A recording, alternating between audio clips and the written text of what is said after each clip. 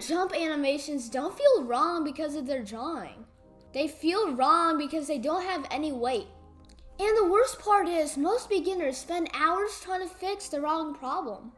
But you see, real jumps follow a few simple rules that most beginners never even think about.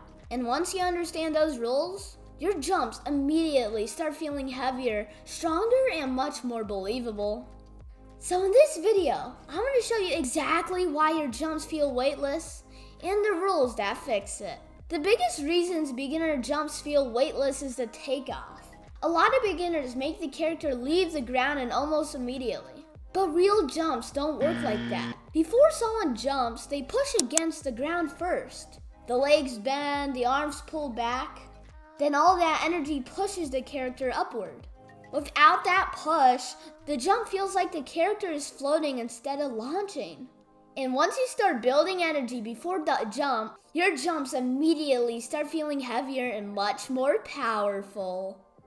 The second thing usually beginners miss is the hang-up time. A lot of beginners' jumps go up and then come back down at the exact same speed. But gravity doesn't work like that.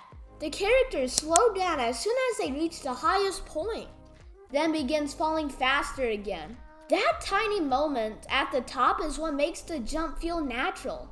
And once you start giving your jumps a real peak, they stop feeling robotic and start feeling much more believable.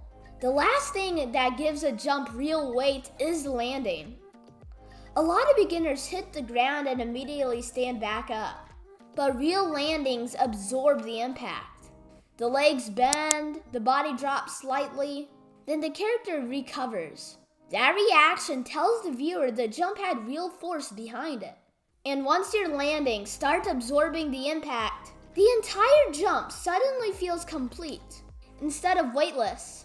But even after learning how to make your jumps better, creating great animation takes a huge amount of time.